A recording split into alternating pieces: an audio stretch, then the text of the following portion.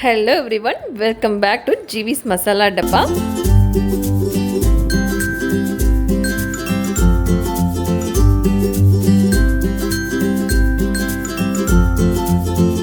இன்னைக்கு நம்ம மசாலா டப்பால குட்டியான ஒரு அவுட்டிங் vlog தான். அதாவது ஷாப்பிங் vlog. தீபாவளிக்கு வந்து ஷாப்பிங் கிளம்பியாச்சு. இந்த வருஷம் வந்து பெருசாக ஒரு பர்ச்சேசிங் கிடையாது. என்ன ரீசன்னு அடுத்தடுத்து வர்ற விலாகில் வந்து கண்டிப்பாக உங்களோட ஷேர் பண்ணுறேன். மார்னிங் வந்து டிஃபன் சாப்பிட்டுட்டு தான் கிளம்பணும். இன்றைக்கி மார்னிங் பூண்டு நெய் தோசை வந்து செஞ்சுருந்தேன் காலையில். இதுக்கு வந்து பெருசாக சைடிஷ் எதுவும் தேவைப்படாது. வெறும் ப்ளைனாகவே வந்து ரொம்ப டேஸ்ட்டாக இருக்கும். இந்த பூண்டு நெய் தோசைக்கு ஒரு 10-20 பல் பூண்டை வந்து நல்லா பொடியாக நறுக்கினதுக்கப்புறமா 2 டேபிள் ஸ்பூன் வந்து மிளகாத்தூள், அப்படி இல்லைன்னா மிளகாத்தூள் உங்கள் காரத்துக்கு ஏற்ப சேர்த்துக்கலாம். அடுத்ததான் நெய், அது போல் உப்பு கொஞ்சோண்டு சேர்த்ததுக்கப்புறமா நல்லா மிக்ஸ் பண்ணிக்கலாம். நீங்கள் வந்து நெய் சேர்க்க இஷ்டம் இல்லைன்னா அதுக்கு பதிலாக வந்து நல்லெண்ணெய் சேர்த்துக்கலாம். அதுவும் ரொம்ப நல்லாயிருக்கும். இப்போது தோசைக்கல்லை வந்து தோசை வார்த்துக்கலாம். தோசை மாவு வந்து நம்ம எப்பவும் இட்லி ஊற்றுற மாதிரி தான் கொஞ்சம் கெட்டியாக இருக்கணும். தோசை ஊற்றுற மாதிரி தண்ணியாக இருந்துச்சுன்னா தோசை வந்து ரொம்ப மொறுன்னு வராது, சாஃப்டாக தான் வரும்.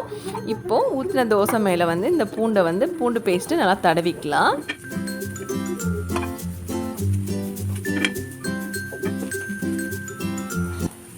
இப்போது இது ஃபுல்லாக நல்லா ஸ்ப்ரெட் பண்ணதுக்கப்புறமா வந்து மேலால் கொஞ்சோண்டு வந்து எண்ணெய் சேர்த்துக்கலாம், ஓரத்துக்கு மட்டும்.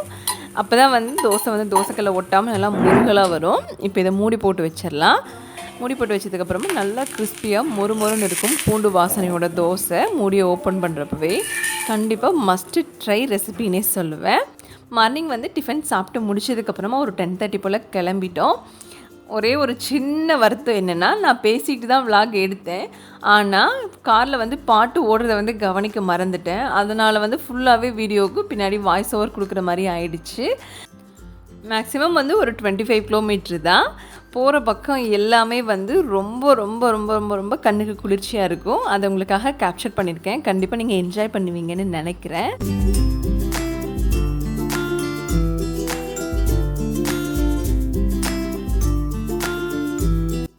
நீங்கள் தீபாவளிக்கு ஷாப்பிங்லாம் முடிச்சாச்சா? ஷாப்பிங் பண்ணுறப்போ எவ்வளோ எக்ஸைட்டடாக இருந்தீங்க அப்படின்னு கமெண்ட்டில் மறக்காமல் கீழே சொல்லுங்கள். நான் அதை தெரிஞ்சுக்கிறேன்.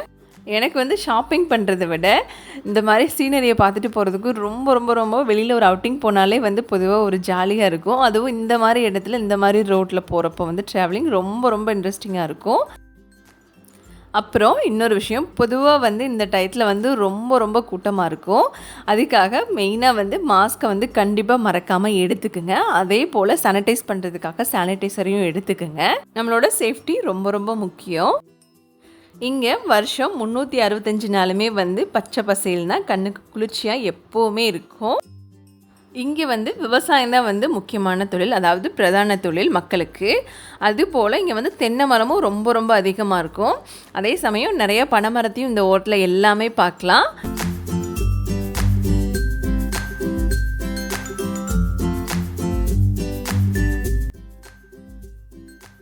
இன்றைக்கி வந்து மார்னிங்கே வந்து மழை வர மாதிரி தான் இருக்குது. இது வந்து மழை சீசனுங்கிறதுனால கொஞ்சம் ஓரளவுக்கு மேகமூட்டமாக தான் இருந்துச்சு. அடுத்ததான் இது வந்து காட்டாறு. மழை சமயத்தில் வந்து ரொம்ப அதிகமாக தண்ணி போகும். இப்போ வந்து பாலத்து மேலே தான் போயிட்டுருக்கோம். இது வந்து நடவு நடுறதுக்காக வயலில் வந்து ஃபுல்லாக தண்ணியை நிறச்சி வச்சுருக்காங்க, குளத்துலேருந்து எடுத்து. இங்கே வந்து அதிகமாக கிணறோ இல்லை போரோ அதிகமாக இருக்காது. அதுக்கு பதிலாக குளம் அதிகமாக இருக்கும். அதே போல் வாய்க்கால் பாசனமும் உண்டு. கண்டிப்பாக என்ன ஊருன்னு கண்டுபிடிச்சிருப்பீங்கன்னு நினைக்கிறேன். கண்டுபிடிச்சிருந்தா கமெண்ட்டில் மறக்காமல் சொல்லுங்கள். பொதுவாக ஃபேமிலியோடு வெளியில் போனாலே வந்து இந்த சீசன்லாம், அதாவது கொரோனா சீசனில் ரொம்ப என்ஜாய்மெண்ட் தான். அதுவும் ஷாப்பிங் போகிறோம்னா டபுள் மடங்கு சந்தோஷம்.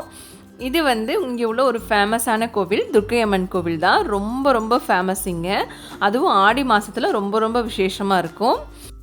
இங்கே வந்து நடவை நட்டு முடிச்சிட்டாங்க. எனக்கும் ஃபஸ்ட்டு வந்த புதுசில் இதை பார்க்குறதுக்கெலாம் ரொம்ப புதுசாகவும் அதே சமயம் வித்தியாசமாகவும் இருக்கும். இது வந்து குளம் இருக்கிறதுலே வந்து ரொம்ப பெரிய குளம்.